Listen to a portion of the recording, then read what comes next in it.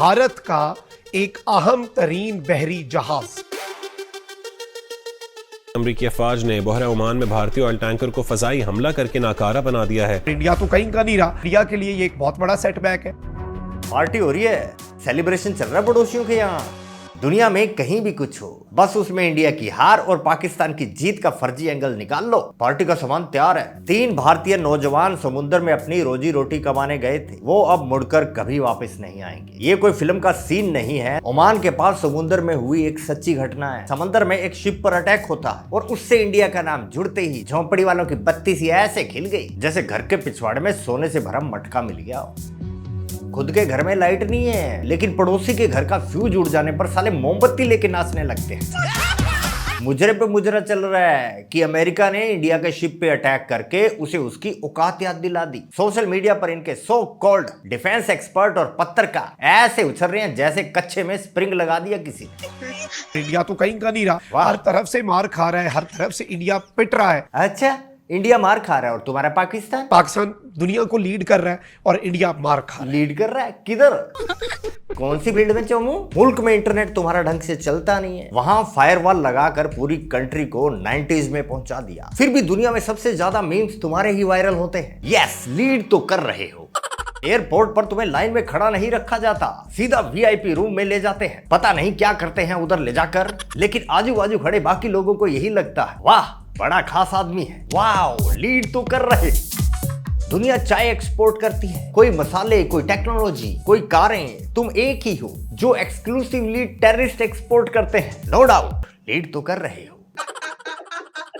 अबे लड्डू, 4 कैमरों के सामने बैठकर एक दूसरे का पिछवाड़ा खुजा देने को लीड करना नहीं कहते। तुम दुनिया को इम्प्रेस नहीं, सिर्फ एंटरटेन कर सकते हो। एंड आई कन्फेस अगेन, उसमें लीड कर रहे हो। स्टूडियो को सालों ने ऐसा इको चैम्बर बना रखा है, एक झूठ बोलता है, दूसरा उस पर ताली बजाता है, तीसरा झोंपड़ी वाला उसको ब्रेकिंग न्यूज बना देता है।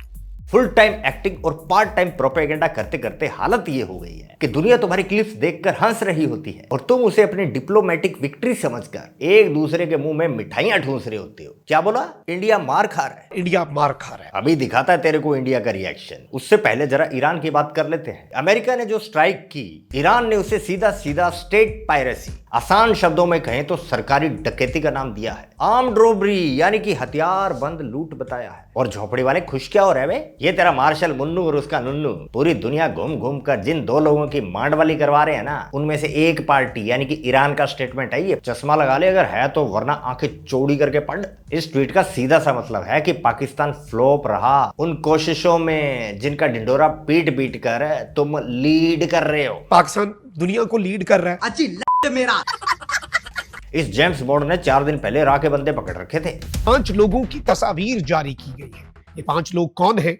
ये भारतीय खुफिया एजेंसी रॉ के लोग हैं जिन्हें पाकिस्तान की इंटेलिजेंस एजेंसीज ने गिरफ्तार। बात कश्मीर प्रोटेस्ट की हो रही थी। 4 दिन पहले ये टीवी पर बैठकर रो रहा था कि रॉ ने पीओके में कोहराम मचा रखा है और आज अचानक से इंडिया कमजोर हो गया। जब इनको अपनी फौज की नाकामी समझ नहीं आती तब इंडिया का एंगल निकाल लेते हैं। वो तेरे लोकल थे वे, जिन्होंने पीओके में तुम्हारी आर्मी की फाड़ दी थी वर्दी। जो भी पाकिस्तान में अपने हकूक के लिए आवाज बुलंद करे जी, वो इंडियन एजेंट है। कीड़ा इसके भी बहुत बड़े वाला था, लेकिन इसको ऐसा सेट किया कि बस फड़फड़ाता है, उड़ता नहीं है। अब खैर वापस ओमान चलते हैं, लेकिन रुको रुको रुको, उससे पहले तेरे लिए पीओके से किसी ने प्रेम पत्र भेजा है, देख जरा। पाकिस्तानी मीडिया। और सुन, इंडिया मार खा रहा है, इसकी तो लाल हुई पड़ी है। इसके हिसाब से तो इंडिया तुम लोगों की सूखी मार रहा है। ये मदीना सानी स्पाक सर जमीन को अंदर से फाड़ रहा है। तुम्हारा बाप रोकेगा वहां पर आके हिंदुओं को, मुश्रिकों को?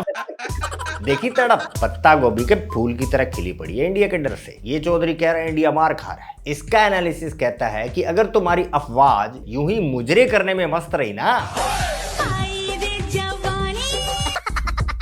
तो शाम तक इंडिया तुम्हारा बीबीक्यू बनाकर खा जाएगा। अबे जिन्ना के जीन तुम्हारी बुनियादी खौफ पर टिकी हुई है। दिमाग में अलग ही मैट्रिक्स चल रहा है। आजू बाजू जो दिखता है राह, हिंदू, यहूदी की साजिश है। मुझे ऐसा लगता है कि ये इनिशियली कोई छोटे मोटे मतलब इस तरीके की चीजें हो सकती है, लेकिन लॉन्ग टर्म में इनका मुझे नहीं नजर आता कि रिलेशन खराब होगा।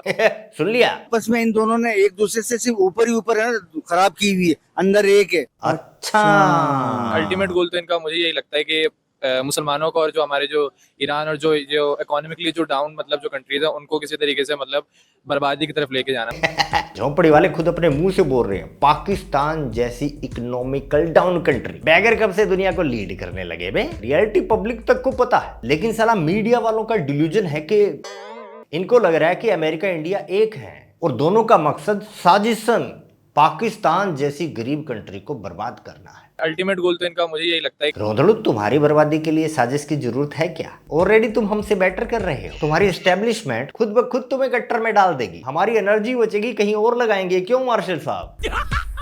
अब वापस ओमान पर आते हैं। बेटा ये इंडिया है, पाकिस्तान नहीं। सॉरी टू से दैट वो इंडिया है। अगर अमेरिका ने इंडिया शिप को मुतासिर किया, बंदे मारे, तो इंडिया उनसे हिसाब लेगा और हिसाब लिया जा रहा है। अब ध्यान से सुन, जब एक सुपर पावर प्रोटेस्ट करता है तो कैसे करता है? बहनों भाइयों मित्रगणों सज्जनों, जिस तरह से भारत सरकार ने इस मसले को हैंडल किया है समझना जरूरी है। इंडिया ने अमेरिका की आंखों में सीधा आंखें डालकर स्ट्रॉन्ग प्रोटेस्ट किया। एस जयशंकर ने सीधे अमेरिकी secretary of state Marco Rubio को फोन पर घिस दिया। साफ साफ कहा कि कमर्शियल शिप्स पर इस तरह की जानलेवा कार्रवाई कतई बर्दाश्त नहीं की जाएगी।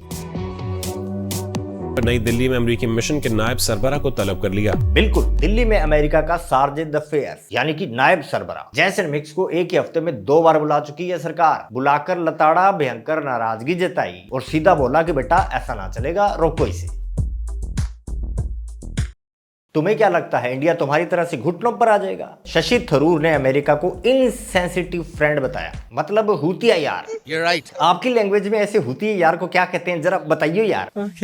बाय द वे, ऐसा मिस्टर थरूर ने इसलिए कहा क्योंकि वाशिंगटन में मौतों पर कोई रेग्रेट नहीं, कोई कंडोलेंस एक्सप्रेस नहीं की गई। और बात सिर्फ दिल्ली तक नहीं रही। पीएम मोदी ने G7 के मंच पर कमर्शियल शिप्स की सिक्योरिटी और फ्रीडम ऑफ नेविगेशन का मुद्दा पूरी दुनिया के सामने उठाया, वो भी डोनाल्ड ट्रंप के बगल में बैठकर। Prime Minister Modi raised death of Indian sailors at the G7 summit with Trump sitting just next to him. उन्होंने साफ कहा कि नाविकों की जान जाना किसी भी हालत में बर्दाश्त नहीं किया जाएगा। यूएन के मुताबिक 28 फरवरी से शुरू हुए इस क्राइसिस में अब तक 14 सेलर्स मारे जा चुके हैं और स्ट्रेट ऑफ हॉर्मुज में 46 अटैक वेरीफाई हो चुके हैं। इंडिया के 18,000 से ज्यादा नाविक गल्फ रीजन में काम करते हैं, जिससे पूरा मुद्दा एक इंसिडेंट नहीं बल्कि एक ऑन गोइंग सिस्टेमेटिक रिस्क बन जाता है। रॉयटर्स के मुताबिक अमेरिकी तैयारी ने भारतीय जहाज के इंजन रूम को निशाना बनाया। रॉयटर्स की मां की, ये वेस्टर्न मीडिया अपना एजेंडा चला रहा है। ये इंडियन नेवी शिप पर कोई डायरेक्ट हमला नहीं था, बल्कि एक कमर्शियल ऑयल टैंकर पर अमेरिका का प्रेसिजन स्ट्राइक था। उस शिप पर पलाऊ का झंडा लगा था। पाकिस्तानी मीडिया इसे बढ़ा चढ़ाकर ऐसे बता रहा है जैसे इंडिया का टाइटैनिक डुबो दिया। इस हमले में पहले कई सारे डाउट थे, लेकिन अभी कंफर्म हो चुका है कि 3 इंडियन सिटीजन्स की डेथ हो चुकी है। प्रैक्टिकली 3 इंडियन सिटीजन्स की जान चली गई है। प्रैक्टिकली क्या होता है भाई? तुम्हारे यहाँ के टेररिस्ट थोड़ी ना है जो पैंट के अंदर अनार की लड़ी बांधकर उड़ने का प्रैक्टिकल कर रहे थे। ये एक सिविलियन कैजुअलिटी है। हमने 3 बेहतरीन सेलर आदित्य शर्मा, शिवानंद चौरसिया और पटनाला सुरेश को खोया है। कोई प्रैक्टिकल नहीं था जो ओसामा, मसूद, हाफिज सईद के लोंडे उड़ने की नई टेक्निक सीख रहे थे। एक बात बता बे, मैं आपको बताऊं वो पाकिस्तान चल पहले तू ही पूछ ले जल्दी से। अच्छा, सिर्फ छोटा सा सवाल यस और नो में जवाब दिएगा। पाकिस्तान और ईरान सबसे स्टेबल अभी कौन है? पाकिस्तान। लगता है रिसेंटली हुए सॉफ्टवेयर अपडेट का असर डीप गया है काफी। ये वीडियो देखना। जवाबी हमला किसने आंखों में आंखें डाल के दिया? ईरान। बस आपने खुद ही मेरा आंसर दे दिया। बेटा, पैसे से बड़ी चीज होती है गैरत। गैरत बचाने के लिए जज्बा चाहिए होता है, जो तुम लोगों ने कब का IMF के दफ्तर में गिरवी रख छोड़ा है। जिगरा होना चाहिए, आप आंखों में आंखें डाल के बात करें। तुम्हारे अंदर जिगरा नहीं, सिर्फ हवा है। जब तक स्क्रिप्ट चलती है बसंती के पांव चलते हैं। क्यों बसंती? जैसे ही कोई आंखों में आंखें डालकर 2 सवाल कर दे, पूरी अकड़ फुस हो जाती है। अचानक याद आता है, भाई आज तो गला खराब है। गला मेरा खराब है, आवाज जो है वो सही तरीके से नहीं निकल पा रही। अगली बार निरमा वॉशिंग पाउडर से गरारे करके आना। अब इनके देखो ना, अब इनके जो नए वजीर आजम आए उन्होंने क्या कहा था? कौन से नए? अभी जो नए आए ना, प्राइम मिनिस्टर मोदी। मोदी एक और है ना, और दूसरा क्या नाम है उसका जो अदाकार है? अदाकार तो तुम्हारे वाला है। कल ही साला एक्सपर्ट से मुद्रा सीख रहा था। यहाँ 50 वाला बैठा है, यहाँ 1000 वाला बैठा है, वहाँ 5000 वाला। सबसे पहले आप 50 वाले के पास जाएं।